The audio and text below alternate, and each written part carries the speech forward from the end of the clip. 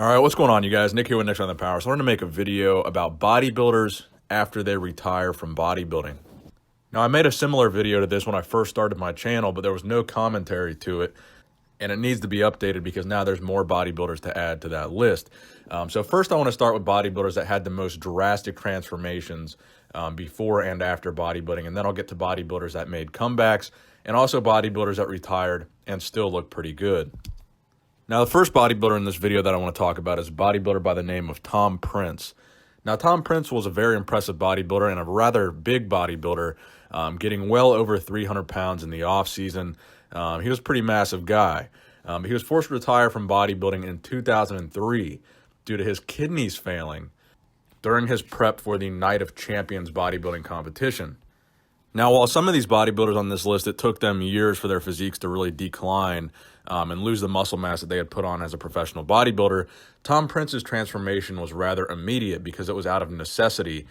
The issue with the kidneys basically required to quit bodybuilding right away, get off all the drugs, stop eating like a bodybuilder, stop training like a bodybuilder. His body simply could not carry around that kind of muscle mass any longer.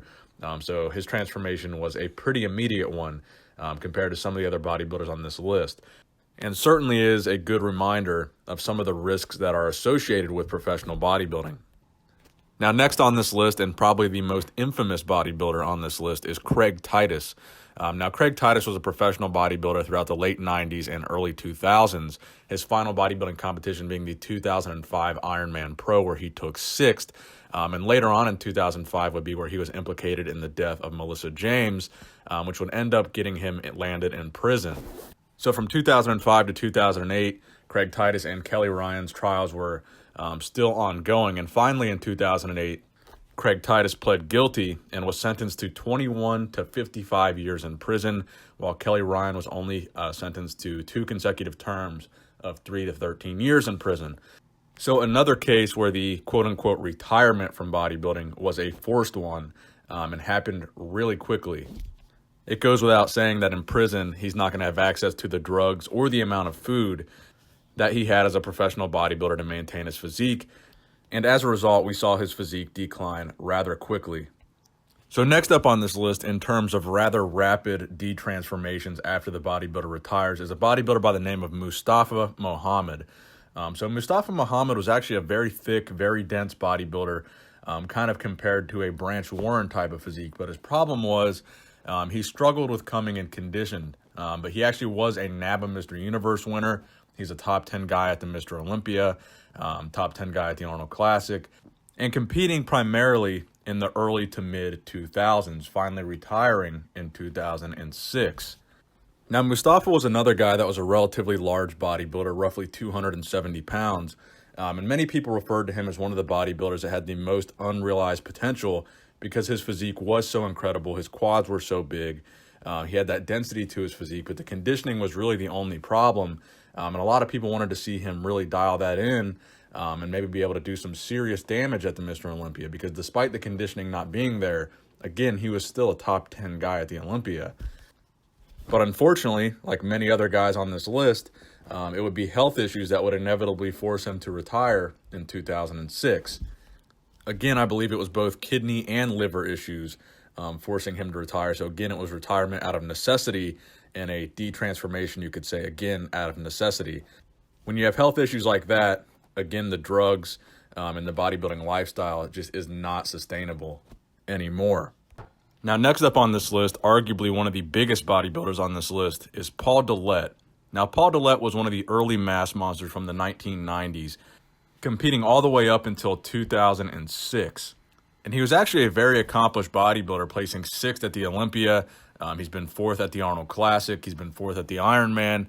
And his stats were 6'2", 330 pounds in the offseason, and roughly 285 pounds on stage. So a massive bodybuilder and quite the sight to look at. I mean, this guy was a beast.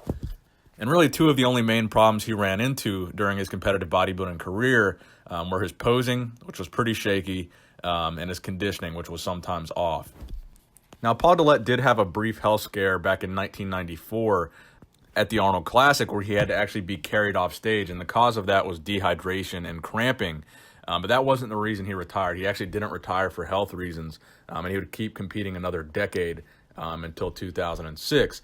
So when he finally did retire, he would go on to start a bodybuilding organization of his own known as the WBBF, or the World Beauty, Fitness, and Fashion Competition. Now, when he took this new role as a promoter, it seemed like he stepped away from the bodybuilding lifestyle for himself pretty much altogether. This guy that was once a crazy mass monster is now just really a regular guy. But I think that really leads to one of the most dramatic post-retirement transformations of the bodybuilders on this list, even though he wasn't forced to have that transformation by any health reasons or anything serious. So finally, on this initial list, the most well-known bodybuilder, Ronnie Coleman, 8-time Mr. Olympia. The most legendary bodybuilder on this list, and probably the most well-known for his post-retirement bodybuilding transformation. Now, while Ronnie Coleman had one of the most successful careers of any bodybuilder on this list, he was only able to achieve that success at the price of a very high cost. He trained heavy and he trained intense, which led to a vast variety of injuries, lots of surgeries, and now, as we all know, he's coming to a point where he might not ever even be able to walk again. So not only have we seen his physique decline, because obviously he's not able to train the way he used to, and I'm sure obviously the drugs and the food and all that is only going to contribute to making things worse as far as recovery is concerned from all these surgeries that he's had. But unfortunately for Ronnie, it hasn't just been a decline in his physique. It's been a decline in the quality of life in general, following his bodybuilding retirement. Now, as we all know, Ronnie Coleman would continue to compete at the Mr. Olympia until 2007, where he placed fourth and then finally chose to retire.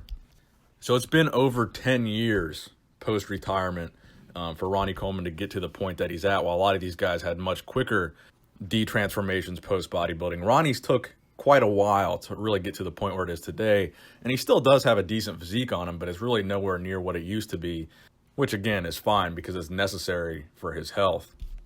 All right, so the next portion of this video is going to be bodybuilders that quit bodybuilding, retired, but then were able to come back and recomp at least some of what they had in the past. So first is obviously Kevin Levrone. Kevin Levrone, probably the most impressive bodybuilder on this list in terms of transformations, retiring in 2003 and then returning to the Olympia stage in 2016. When Kevin Levrone took time off from bodybuilding, when he retired, I think he was pretty certain at that time that he was done with bodybuilding and he was never going to step on a bodybuilding stage again. And he really basically quit the bodybuilding lifestyle entirely. Not training, not eating right, assumingly not taking any of the drugs, and really let his physique go to a pretty large extent. Then he would come back to the 2016 Mr. Olympia, looking almost like he used to look, except for the lower body, of course. And then he also competed in the 2018 Arnold Classic Australia, putting on even more size than he had in 2016. And then next on this list, we have Flex Wheeler. He's kind of a contemporary of Kevin Levrone. They competed in the same era. They had a lot of the same successes. They both won a slew of Arnold Classics. They both placed very highly at the Olympia.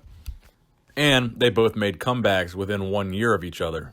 So they were both done with bodybuilding by 2003. Kevin Levrone coming back in 2016. Flex Wheeler coming back to the Classic Physique Olympia in 2017.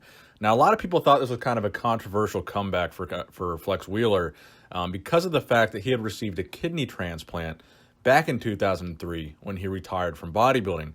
So some people thought it was kind of unfair for him to abuse that kidney and do the things that were necessary to come back to the Olympia stage for whatever reason he chose to do so. But similar to Kevin Levrone, he didn't place very well at the Classic Physique Olympia. But he did look decent at his comeback, just not really anything close to how he used to look back in his prime. And fortunately for him, he did survive this comeback because having a kidney transplant is really no small thing. And trying to bring your physique back to a professional bodybuilder level physique after having a kidney transplant, probably not the smartest thing in the world. But fortunately, he was able to survive that. Now, the final bodybuilder that I want to talk about on this list is Jay Cutler, 4-time Mr. Olympia. And he's been retired for 5 years now. His final Olympia competition was back in 2013, and even that Olympia competition was a comeback for Jay following the 2011 Mr. Olympia where he lost to Phil Heath. So for the 2013 Olympia, he took 6th place. So it's been about 5 years since he's technically retired from bodybuilding, but he has not officially said he'll never compete again. But I wanted to mention Jay in this video because I think he's done a fantastic job of really finding a balance between being a quote-unquote retired bodybuilder and still being an active member of the bodybuilding community, traveling to all these expos and really maintaining his physique to an extent where it's still very impressive.